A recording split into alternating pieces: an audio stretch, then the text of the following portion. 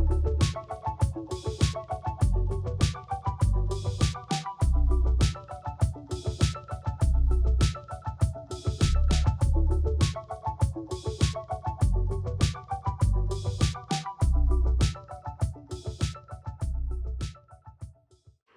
ladies, welcome to this week's episode of Shatter with Dr. J. I am so excited that you are tuning in. I want to say thank you for your time. I hope that you get something out of it and you walk away ready to destroy the limits. This week, we are talking about a topic that's pretty hot right now, I think, just in media and our world, in the time that we're in, and that is women in business. And so today's title is What's Your Net Worth? We're going to just go ahead and jump into it. Now, y'all know I like quotes, right? And so I am going to share this quote with you all. And it is, if you want to go fast, go alone. If you want to go far, go with others. And that actually is an African proverb. And when I think about that, when I was looking at the quote, because I just collect quotes and I was just looking for one in my collection. But when I thought about that, I'm like, go fast, go alone. Because I was even thinking go slow, go alone. Yes. But it's go fast, go alone, go far, go with others. Yes. Because it can be easy to do it by yourself. We're going to jump into all that today. So welcome to this week's episode. I want to introduce you to my special guest. This is our special guest, Natalyn Randle. You can tell them about yourself better than I can. And so I'm just going to say I'm excited to have you. Thank you. But well, absolutely. Well, I want you to tell them about yourself and Black Businesswomen Rock. All right. Well, it's a lot to talk about when you talk about Natalyn Randle. But anyway, I arrived here March 15th, 1961, y'all. I love it. At 551. Okay. A special spirit that was here to do something, come here to do something. So I arrived, didn't know who I was until I turned 40. That's when I really knew who Natalyn was. Wow. So going through the struggles, being a PK, my mother not loving herself, my daddy mistreating her. So it was a lot that I went through in life. So I really didn't know who Natalyn Randle was until 40. Okay. So just going through the journey, going through forgiveness, getting to the core of who I am, going to the source, which was my mom. So when I went to my mom and got some answers, that's when I started my journey. I love that. Yeah. So the age of 40, that's when I started tapping into Natalyn, and I've been elevating ever since. I love elevating ever since. Listen. Yes. So tell us about Black Businesswomen Rock. It's a long story with Black Businesswomen Rock. Black Businesswomen Rock started in my backyard back in 2011. Okay. But it was just a one-time thing. I got some women together. It was about 80 of us in the backyard. I had it all set up. We had the vendors, we had the speakers, we had food, we had dancing, we had the fashion show. In a backyard? In the backyard, in my backyard. In your backyard? In my backyard. Love it. So I was the event planner. I said, I'm going to set this up myself, And I did. It was amazing, but I was fearful. Okay. I was like, this is it. I was a behind the scene girl. I was like, I can't do this. Yeah. But they kept coming like, you got to do this again. You got to. But something within me, some healing that I still needed to do. Okay. To really move forward with Black Businesswomen Rock. So I didn't understand that Black Businesswomen Rock was going to be my ministry. So it is my ministry, and it's all about, for me, it's inner self, I say self-love. Okay. Just learning who I am. And so when I present myself, I'm always not talking about my business, but talking about the journey of me getting here where I'm at now, in healing the core of me. Got it. And that's really interesting, because what I wanted to know from you, from going from the backyard to the big stage, I really wanted to know, if you saw it advancing in this way. And so from what you're saying, you were totally shocked by that. I think we have a lot of women, though, who see the big stage and aren't willing to start in the backyard. Yes. What would your advice be for them? Well, you know what? I didn't know. Okay. So it was unfamiliar to me. And a lot of times when it's unfamiliar, we don't want to meet the familiar. You know what I'm saying? It was like unfamiliar. It's like, no, I ain't going to do it. No, I ain't gonna. But it was two people there. It was two people in my backyard I'll never forget. One woman, she was the only white woman there. Okay. And she was like looking around like, is this your home? Yes. Did you put all this together? Yeah. You did this? Yeah. This is your home? You in the hood? And so she said, this is going global. So she saw it and I didn't see it. Okay. She said, you're going to go global with this. And I was like to myself, no, I'm not going. This is it. I'm not having, this is it. And then another lady was watching me the whole time. I didn't even know she was watching me. So I was making sure everybody was okay, running around, making sure everything was in place. And so she called me to the side. She said, excuse me. She said, are you Natalyn? I said, yeah. This is your home? Yeah. She said, I see the love that you're putting into this. So she was watching me the whole time when I didn't even see it. So you never know who's watching. Yeah. So those two women, one said you're going global, and the other one said, I see all the love that you put into it. It's going to go global because I'm claiming it now. Yeah. And that's what I'm all about. I am a love bug. So that's what I do. So when you say us coming together, I'm a giver. Got it. And those two things were just shining. Yes. Through. Yeah. I love that. So you brought it up, girl. I didn't bring it up. You brought it up. You mentioned that there was a white woman there. Your thing is Black Businesswomen Rock. Yes. So what, and I guess what I want to know is how have you embraced or received people who come from this mindset of why does it have to be Black Businesswomen Rock? Why can't it just be Businesswomen Rock? Right. So why the Black Businesswomen Rock? Well, the Black Businesswomen Rock comes from women helping me, African American women helping me along the way. Okay. So working for the phone company, I started when I was 18 years old, and I retired at the age of 49. But through that journey, it was women, Black women, to help me along the way. Okay. When I didn't understand a 401k, they explained it to me. When I didn't know how to take a test, they set me down and told me what to do to elevate within the company. It was always an African American woman. So Black Businesswomen Rock is really paying it forward. Okay. I'm just paying it forward. So Black Businesswomen Rock is for all women. Yeah. But the reason God gave me the vision, Black Businesswomen Rock, because I'm honoring the women that paved the way for me. Got it. And I think sometimes we don't get that part of the story. Yes. Sometimes we don't get that part of the story. We see the Black Businesswomen Rock, and we think if you see Black Businesswomen Rock, that means that white women, businesswomen don't rock, or that means that Hispanic businesswomen don't rock. And it doesn't mean that. It doesn't mean that. It just means that Black businesswomen rock, and they helped me rock, along and they rocked with me. That's it. I love that because I think that hearing you talk about that, it makes complete sense, and it brings a togetherness that one may not feel when you see it from the outside. So I hope that all of you are hearing that. All of our white businesswomen, all of our Hispanic businesswomen, our Latina businesswomen, our Asian businesswomen, we all rock. But the impact that other people and that you're making on other people, it's going to leave a lasting effect. And that lasting effect was from African American women. Yes. So I love that. A lot of times I get cut off. I don't get a chance to share the story. Yep. But now you understand my story. Yeah. You see what I'm saying? So they're cutting me off. Why you don't let all women on your platform? I will, why you won't let but God gave me the vision. And I'm honoring Black business, because that's who got me here today. Yeah. That's it. That's a huge part of your story. Yeah. So you mentioned these two women. I want to go back to that just a little bit. Sometimes we think, going fast, I can just do it by myself. That quote mentioned going far, then you need other people.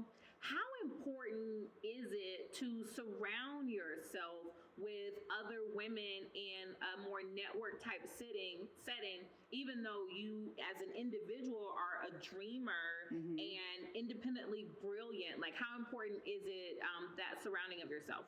With the platform, from 80 people in the backyard to over 1,000 at my conference, my words that I use: unity, together, us, we. These are the words I use. I don't use I. So when I hear someone saying I, can you help me? I want to I.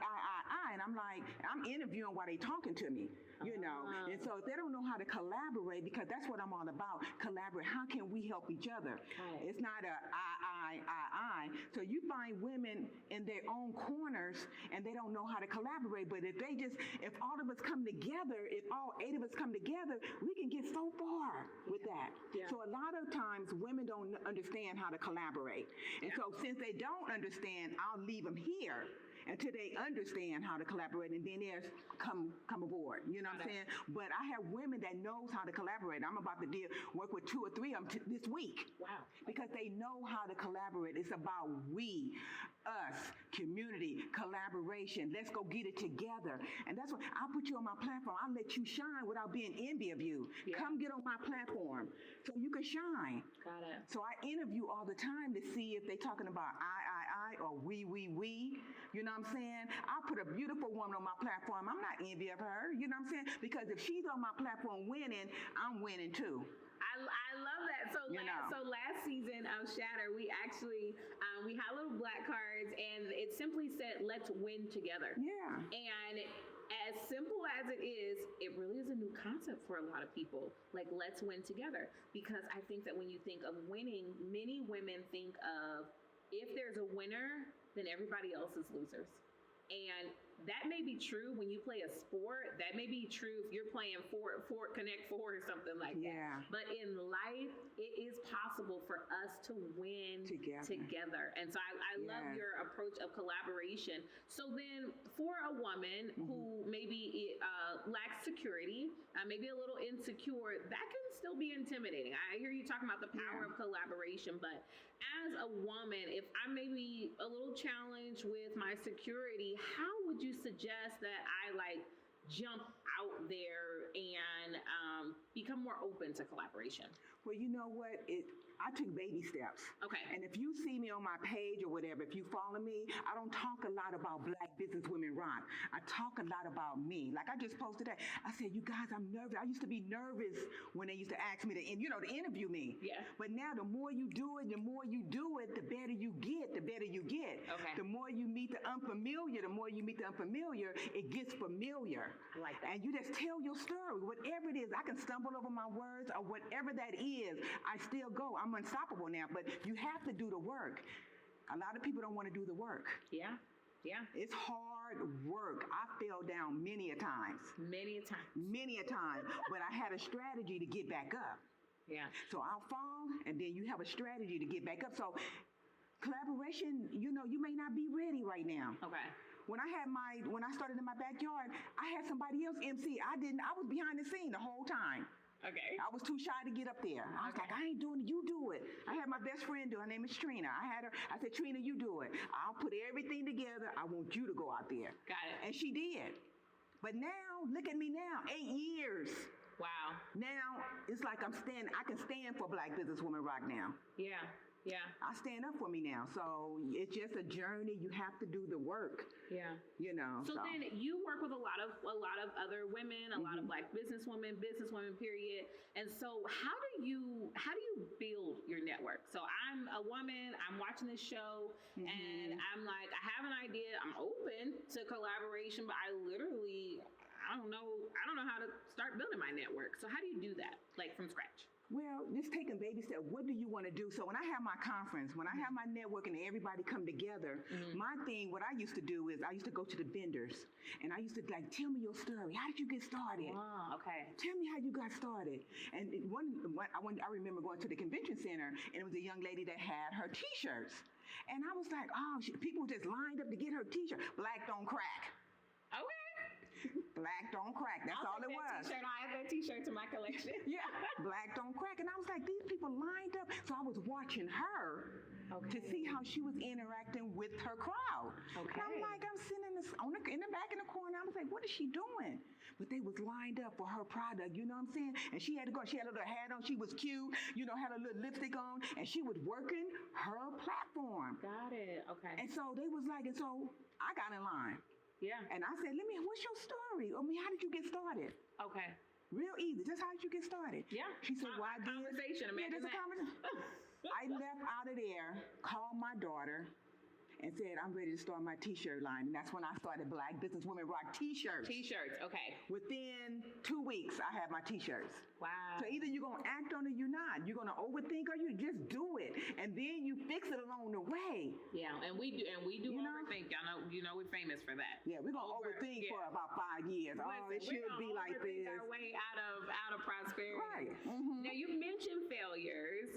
It happens. Yeah. And so how do you maintain your passion? How do you maintain your passion when things simply don't work out the way that you thought they would? You just keep going. And I almost gave up a lot. I almost gave up. Got it. This year, I almost gave up. My mom is ill right now. I'm taking care of my mother. And so still even 8 years into it, you're going through that. Okay. Yes. And I said, so quiet time for me. Okay. Honoring my quiet time. Got it. That's where I get my answer. Okay. And I don't rush the answer. Sometimes, I used to rush it. Mm-hmm. Okay, God, what is it that you want me to do? Well, I'm quiet. What is it that you want me to do? But now I'm just patient with my quiet time. I honor it. I tune in to what God has to say, because I wasn't going to have my conference this year because of my mom being sick, very ill. She was very ill. Okay. You know what I'm saying? I said, I can't do all of this. God, what? Yeah. You need to give me the answer to this, and by me being quiet, the doctor came in and gave us some news or whatever, and the way she received the news, God had me. That was my answer. He said, don't worry, I got her. Wow. I need you to stay on purpose. I need you to stay on your journey that I assigned for you. Yeah, and what a stumbling block to become so overwhelmed with life. With life. That we think that in some way that God's forgotten that these things are going to happen to us. Like, he still had a purpose. He still had a plan. Yeah. And he knows that these little blocks are going to come in the way because he's just that sovereign. Right. And so I think having that quiet time is key, though. Everybody has to have some type of way to really center themselves.